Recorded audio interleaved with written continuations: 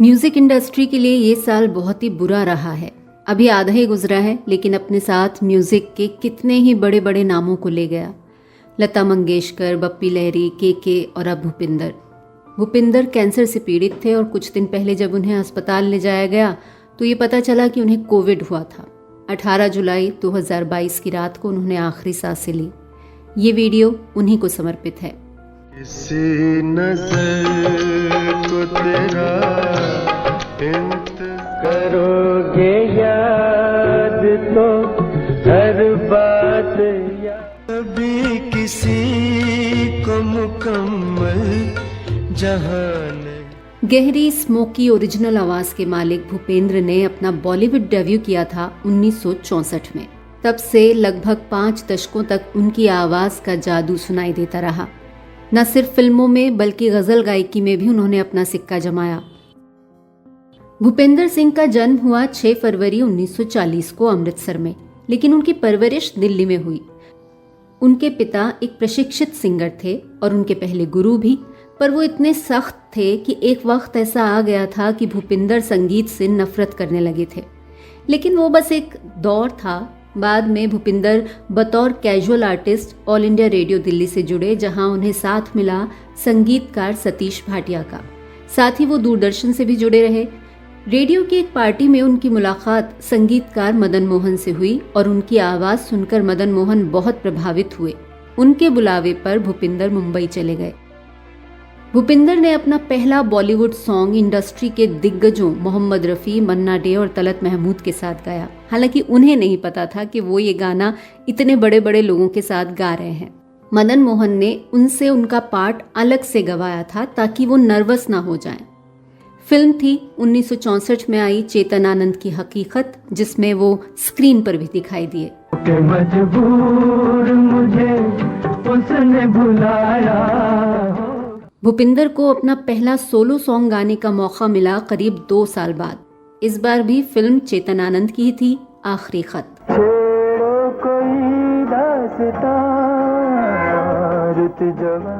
इन 2 सालों में भूपिंदर को समझ आ गया था कि उनके लिए इंडस्ट्री में सरवाइव करना आसान नहीं होगा, क्योंकि उनके सामने मोहम्मद रफ़ी, किशोर कुमार, मुकेश जैसे धुरंधर थे। इसी दौरान उनकी दोस्ती आर.डी. बर्मन से भी हो गई। हालांकि उस वक्त दोनों एक दूसरे के साथ काम नहीं कर रहे थे, मगर बाद के दौर में इन दोनों ने कई खूबसूरत गाने दिए। फिर वही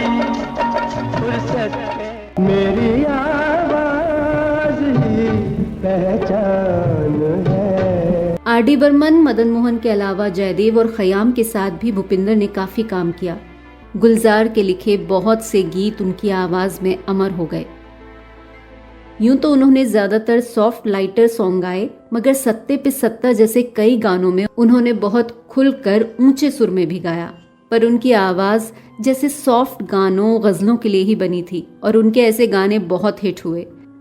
मुश्किल नोट्स पर वो जिस खूबी से कंट्रोल करते थे, उसने उन्हें काफी प्रशंसा दिलाई। उनकी आवाज को उन बैकग्राउंड सॉन्ग्स के लिए परफेक्ट माना जाता था जिनमें दर्द और गुस्से की झलक हो। उनके बहुत से गीत टूटे हुए दिलों की आवाज बने रहे।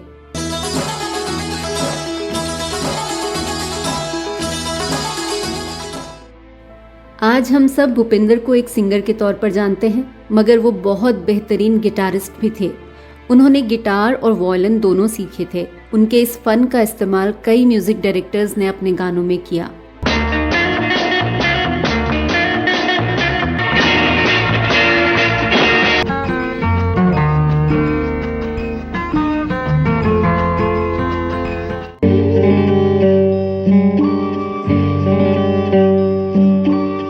इन सब में और इन जैसे कई और गानों में भूपिंदर ने अपने गिटार का कमाल दिखाया था।